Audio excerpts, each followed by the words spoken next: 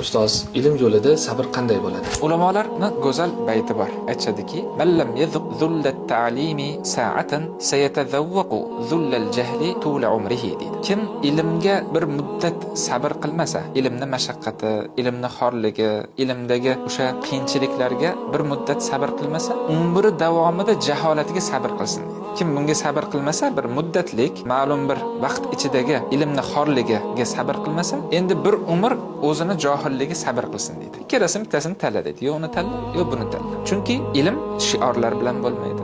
Ilm komfort bilan bo'lmaydi.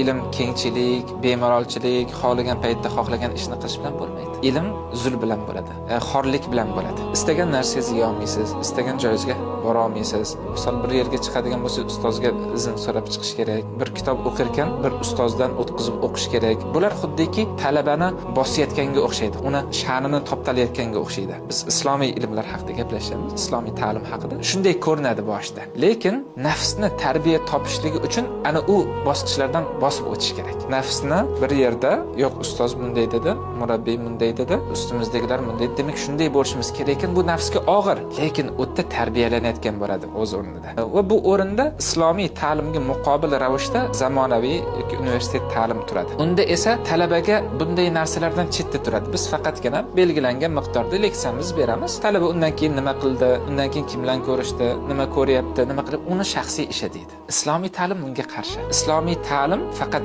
ilm emas, balki u tarbiya bilan, riyozat bilan sug'orilmasa, bu effektini bermaydi. Chunki bizga olim, lekin taqvosi yo'q, odobi yo'q, axloqi yo'q, bu ilmini tatbiq qilishlik uchun ma'rifati, tajribasi yo'q yoshlar kerak emas. Bizni ustozlar va islomiy ta'lim ikkalasini indimoja, ikkalasini bir-biriga kirishishligi bilan bo'ladi. Shuning uchun ilm xorligiga ozgina sabr qilish kerakki, hali azlikka ham yetasiz. Azlik bor albatta. Lekin bir muddat o'zimizni ana o'sha xumul deydi, tanilmaslik, ozgina nafsga qattiq turishlik, boshqa bosqichlardan bosib o'tish kerak. Ana undan keyin kishi ilm olar ekan, uni odobi bilan oladi, axloqiga, tanasiga singadi, nafsida ko'rinadi, yurish-turishlarga ta'sir qiladi u ilm. Bu ilm ana shunday. Shuning uchun ilm yo'lida sabr qilish kerak. Men hozir sizlarga aytsam, "Yo, u qiyin emas, mashaqqatli emas" desam, yolg'on bo'lib qoladi. Yo'q, mashaqqati bor va u mashaqqatni inshaalloh evazi bor. Hazrat Umar ibn Xattob aytgan ekanlar: "Kim dunyo azizligini istasa, ilm o'qisin. Kim oxirat azizligini istasa, ilm o'qisin. Kim ikkisini istasa, ilm o'qisin." O'shaning uchun Allohga olib boradigan ilm dunyo va oxirat azizligi. Shuning uchun